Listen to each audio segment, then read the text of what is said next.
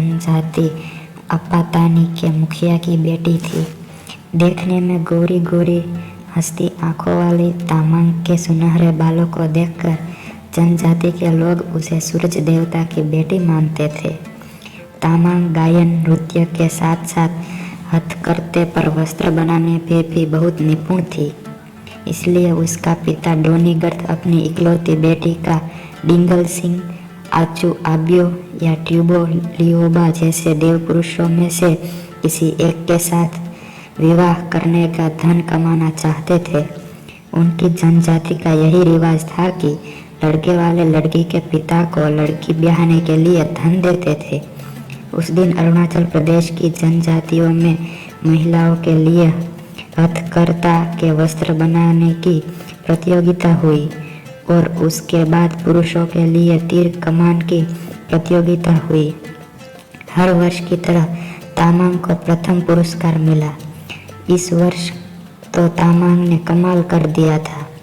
आकाश से नीले रंग की रेशमी शॉल पर चांद, सूरज और तारे सफेद, सुनहरे, लाल और गुलाबी रंग में बुने थे।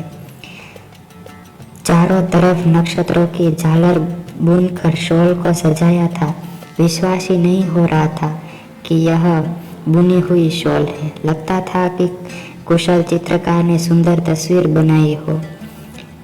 उधर आबू तानी का नामक युवक ने तो तीर कमान के कमाल से उड़ते हुए नकली पंछी तितलियों के ऐसे निशान साधे और कोई उसे आसपास भी नहीं रह पाया। प्रतियोगिता के बाद हुए नृत्य में तामांग और आबू तानी पहली बार मिले और पहली मुलाकात में ही एक दूसरे को चाहने लगे। उनको नृत्य करते देख लोग भी कह उठे, क्या सुंदर जोड़ी है।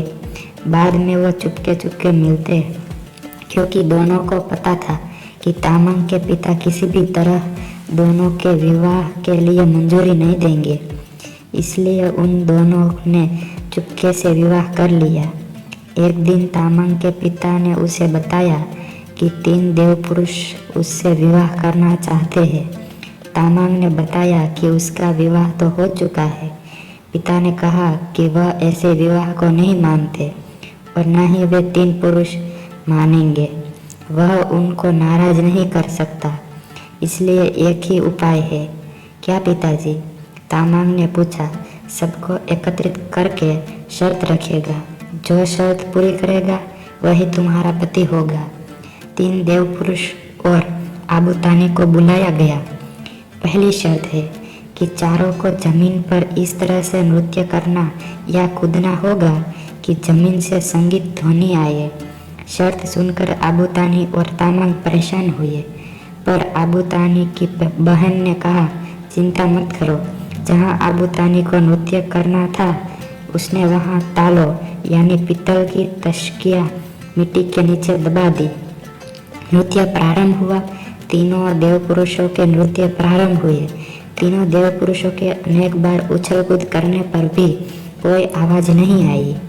आबू तानी ने जैसे ही नृत्य प्रारंभ किया, हर पदन्यास के बाद टन टन की आवाज ने तार दिया। आबू तानी जीत गया, पर पिता और 3 देव पुरुष नहीं माने। एक और शर्त रखी गई, तीर कमान से टल्लो यानी धातु के गोलाकार पर निशान ऐसे साधना है कि तीर वहीं टल्लो पर लगा रहे। इस बार भी आबू तानी के बहन ने उपाय बताया। उसने आबू तानी के तीरों की नोक पर मधुमक्खी के छत्ते से निकाल गई मोम लगाई। पहले देव पुरुष ने निशान साधा। उसका तीर टल्लो पर जाने से पहले ही गिर गया। दूसरे देव पुरुष ने भी तीर कसा, पर निशान चूक गया। वह टल्लो के पास से गुजर गया।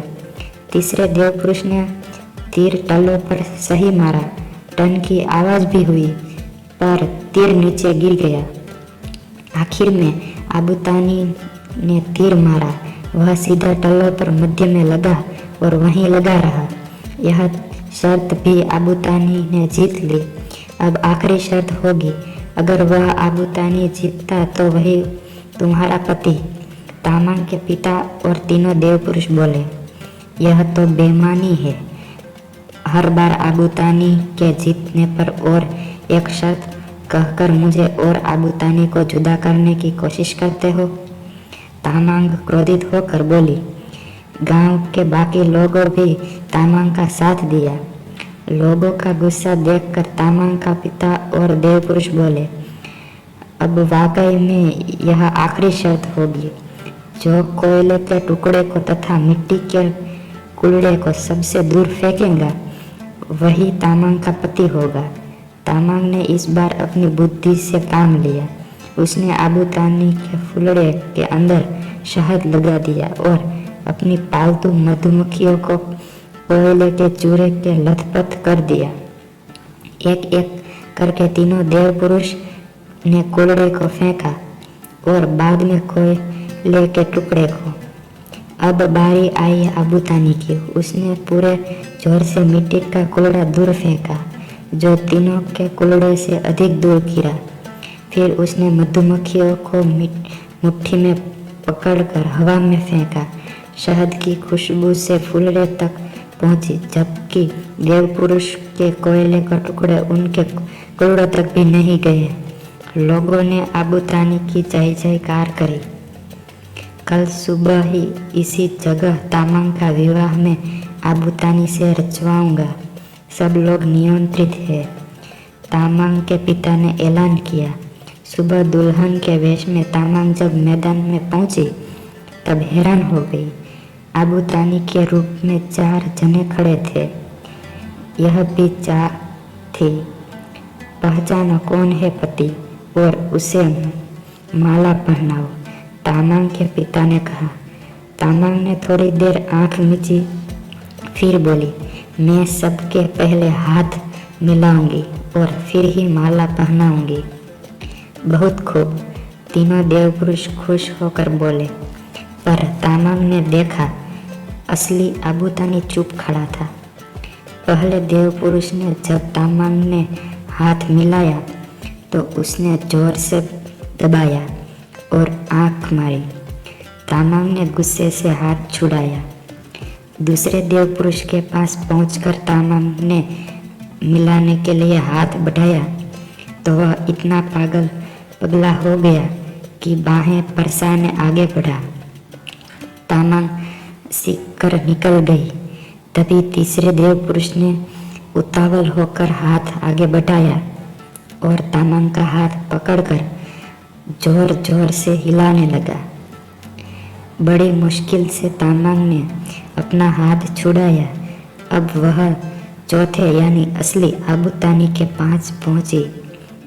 उसने आबूतानी से हाथ मिलाया। उसके परिचित स्पर्श तथा उसकी आंखों से छलकते प्यार से वह निश्चित हुई। उसे पूरा विश्वास हुआ और उसने आबूतानी को वरमाला पहनाई। तामांग के पिता और तीनों देवपुरुष शर्म से गर्दन झुकाए लोगों की झिड़कियां सुनते रहे। लोगों ने खुशी से पुष्पवर्षा करके विवाह की रस्म पूरी की। तो दोस्तों, ऐसी ही कहानी सुनने के लिए आप बने रहे हमारे चैनल पे और चैनल को लाइक, शेयर और सब्सक्राइब करना ना भूलें।